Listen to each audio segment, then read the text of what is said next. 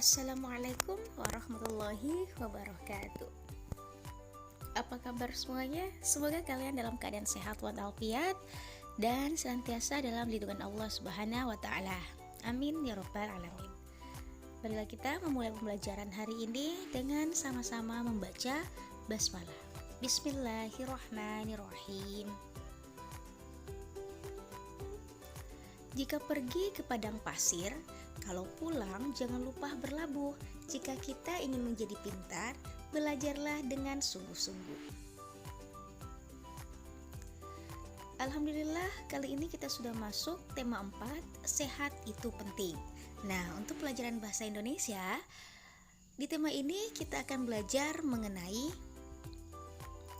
pantun. Nah, adapun beberapa pembahasan dalam pertemuan kali ini adalah yang pertama mengenai pengertian pantun, yang kedua yaitu ciri-ciri pantun, yang ketiga adalah jenis-jenis pantun, dan yang keempat adalah isi atau makna dan amanat pantun. Yang pertama, pengertian pantun. Apa sih yang dimaksud dengan pantun?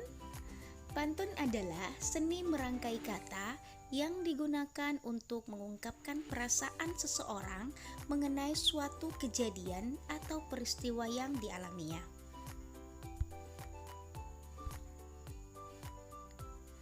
Ciri-ciri pantun.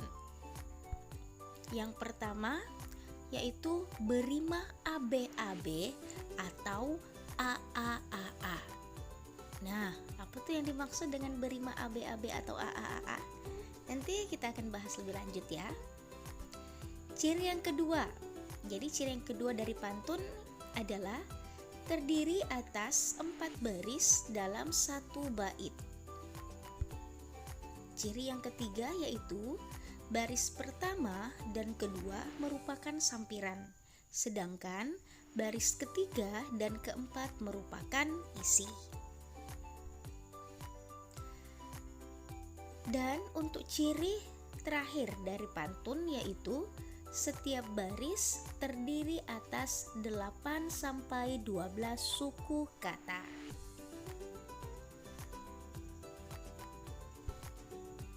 Berikut Ustazah lampirkan sebuah contoh pantun.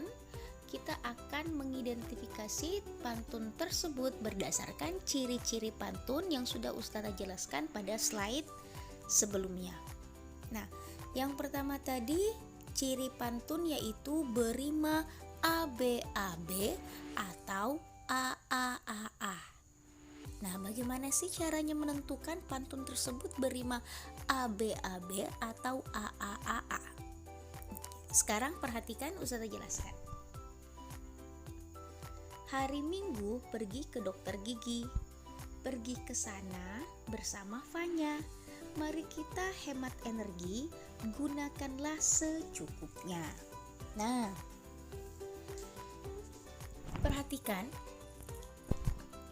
di setiap baris pada pantun itu memiliki akhiran yang sama pada baris pertama dan baris ketiga. Bunyinya yaitu gi. Hari Minggu pergi ke dokter gigi. Baris ketiga, mari kita hemat energi. Jadi mereka mempunyai bunyi yang sama ya. Maka kita berikan dia simbol A. Lanjut. Kemudian pada baris kedua, pergi ke sana bersama Fanya, mempunyai bunyi akhiran yang sama dengan kalimat pada baris keempat, yaitu gunakanlah secukupnya. Ya, jadi akhirannya itu sama. Fanya, secukupnya, berakhiran nya. Maka kita berikan dia dengan simbol B. Begitu pula dengan baris keempat.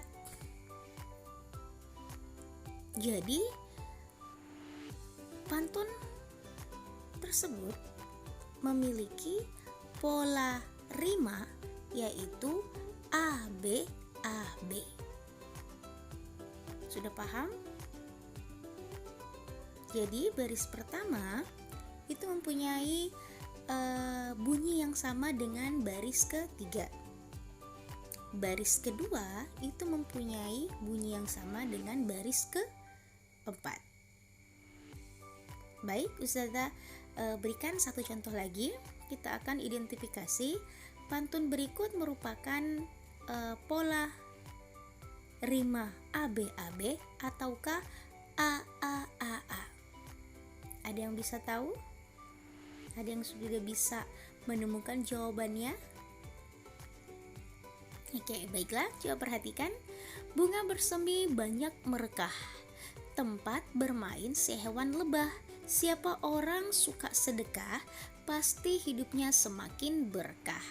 Nah, perhatikan, pada baris pertama, bunyi akhiran kalimatnya yaitu merekah.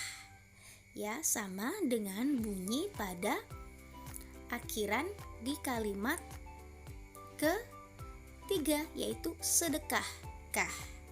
Nah, sekarang kita berikan dia dengan simbol A. Nah, sekarang coba perhatikan kalimat kedua, tempat bermain si hewan lebah. Dan bunyi kalimat keempat, pasti hidupnya semakin berkah. Nah, kalau kita perhatikan, mulai dari kalimat pertama, kedua, ketiga, dan keempat itu mempunyai bunyi akhiran yang sama, yaitu A.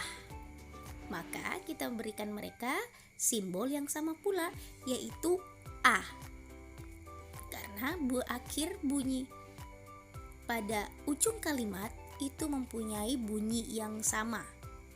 Maka bisa disimpulkan bahwa pola rima pada pantun tersebut yaitu A.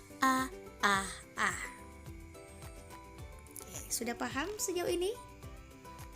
Alhamdulillah. Baik, kita lanjut ke ciri yang kedua. Ciri yang kedua itu adalah terdiri 4 baris dalam satu bait. Nah, kalian perhatikan dalam pantun berikut ini merupakan satu bait ya.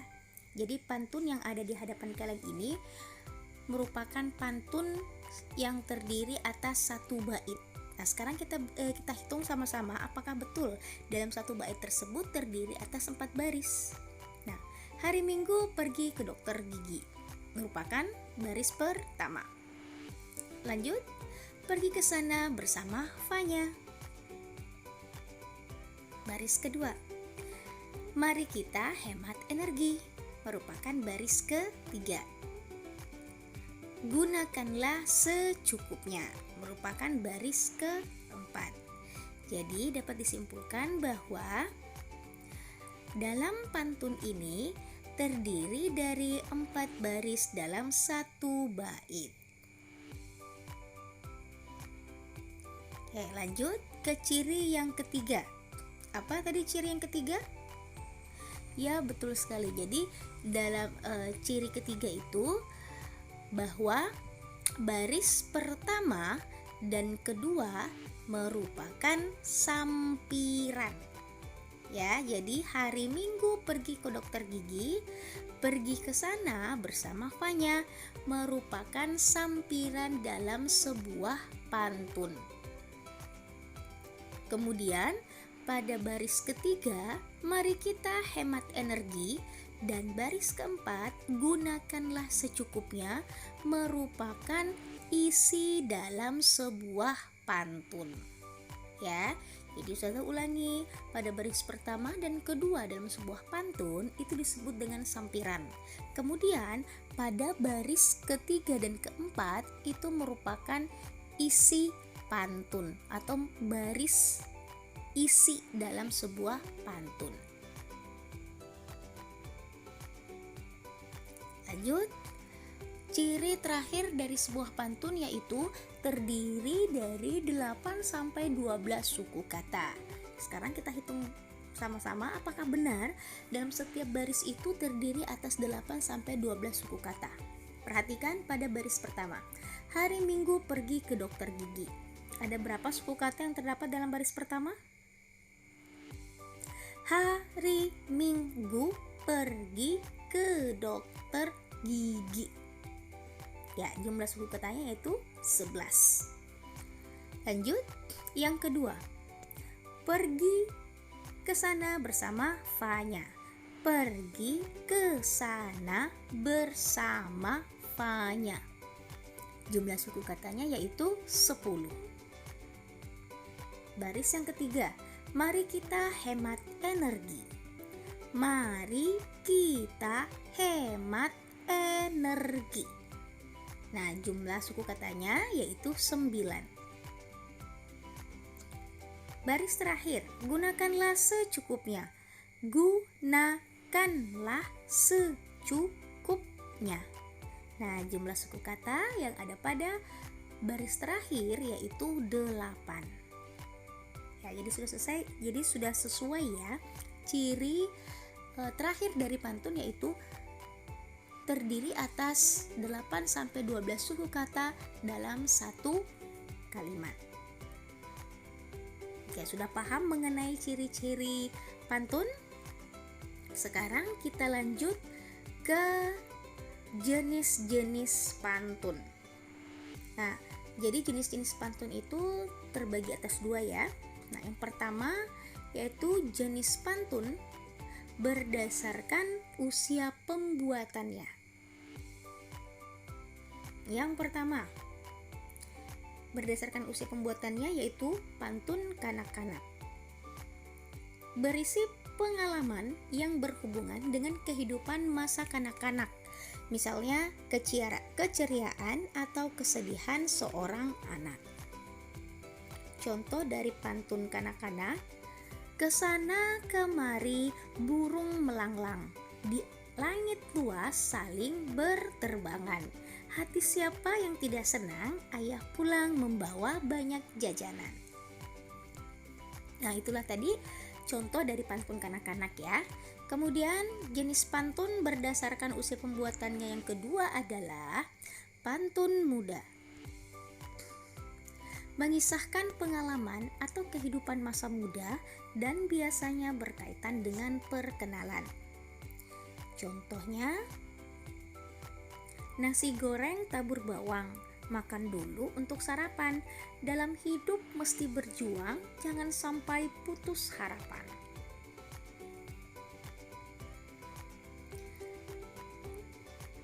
Jenis pantun yang ketiga berdasarkan usia pembuatannya yaitu pantun tua.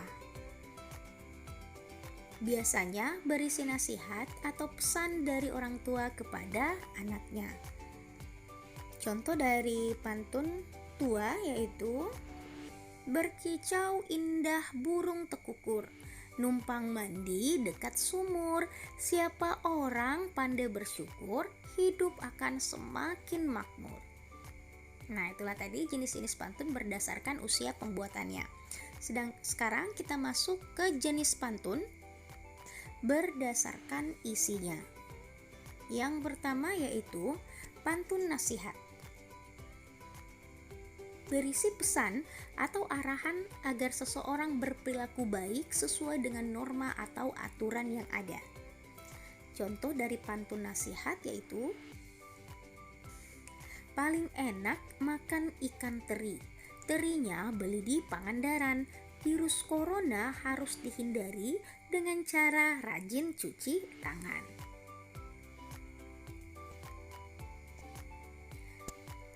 Yang kedua, jenis pantun berdasarkan isinya yaitu pantun jenaka. Berisi lelucon yang dapat membuat seseorang tertawa sehingga sering digunakan sebagai permainan dan hiburan penghilang rasa lelah. Contoh dari pantun jenaka yaitu ada udang di balik batu, ada hikmah di tiap waktu, Ada gajah di mata aku, gajahnya itu adalah kamu. Nah, pantun yang ketiga berdasarkan isinya yaitu pantun teka-teki. Berisi pertanyaan dan digunakan untuk tanya jawab. Contoh pantun teka-teki yaitu alpukat enak buahnya, kalau makan tak lupa kasih gula. Jika engkau tahu jawabannya, binatang apa yang ekornya di kepala? Ada yang tahu nggak? Kira-kira binatang apa ya yang ekornya itu di kepala? Iya, betul sekali, jawabannya adalah gajah. Jadi pantun teka-teki ini sering digunakan orang untuk saling bertanya jawab ya, tapi memakai sistem pantun. Yang terakhir adalah pantun kiasan. Berisi suatu pesan yang disampaikan secara tersirat atau tersembunyi. Contoh dari pantun kiasan yaitu ramai orang di hari raya, petik buah jambu kueni. Jika ingin punya sahabat setia, laba sama dibagi, rugi sama diterjuni. Artinya adalah ketika kita punya teman yang baik, maka dia akan selalu menemani kita dalam keadaan suka maupun duka.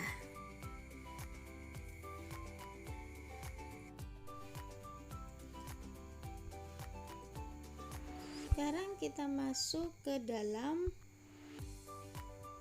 isi dan amanat pantun ya, isi atau makna dan amanat pantun.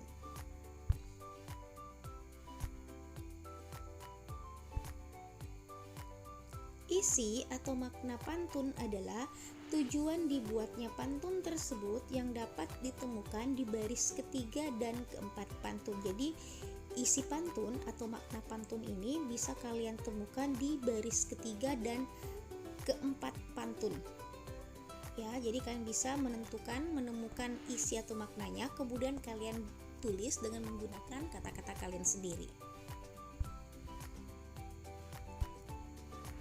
Amanat pantun adalah pesan atau nasihat yang disampaikan melalui pantun yang dapat diketahui dengan memahami bagian isi pantun.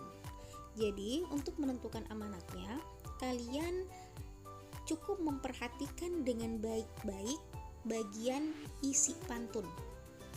Ya, kalau kalian sudah memahami bagian isi pantun, pasti kalian dapat mengetahui amanat dari pantun tersebut.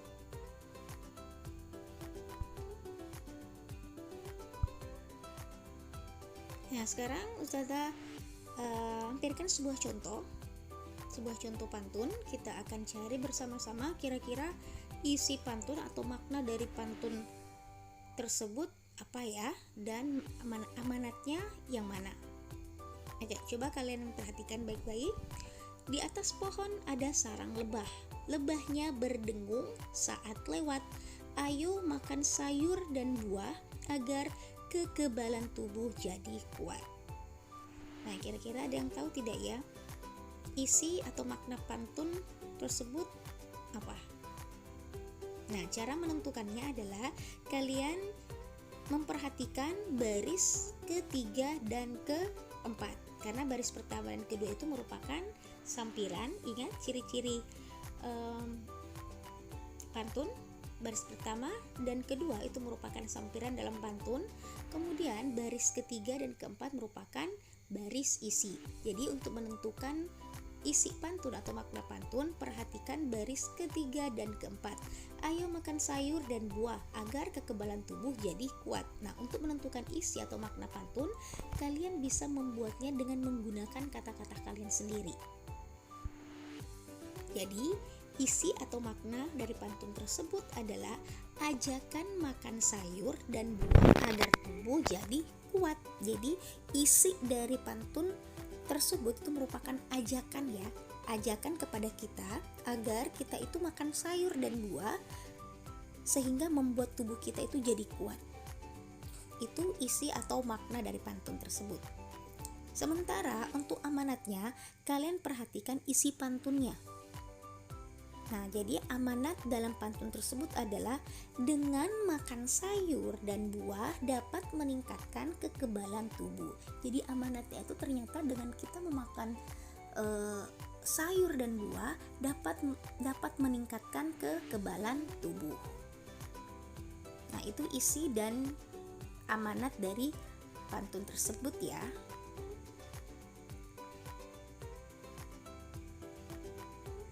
Nah, sekarang Ustazah lampirkan lagi sebuah contoh.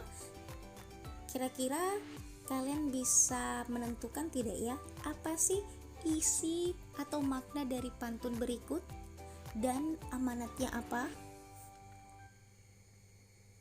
Ya, ada pulpen di atas kertas. Pulpen ungu warnanya lucu, merupakan sampiran dalam pantun. Ayo kita jadi generasi cerdas, hemat energi untuk anak cucu, merupakan baris isi dalam pantun. Nah, sedangkan isi atau makna pantun tersebut adalah generasi yang cerdas adalah generasi yang hemat energi untuk anak cucu. Jadi makna atau isi dalam pantun ini adalah generasi yang cerdas itu adalah generasi yang hemat energi untuk anak cucu. Kemudian amanat pantunnya adalah dengan hemat energi kita bisa menjaga keberlangsungan hidup anak cucu. Jadi amanatnya itu ternyata dengan menghemat energi kita bisa menjaga keberlangsungan hidup anak cucu.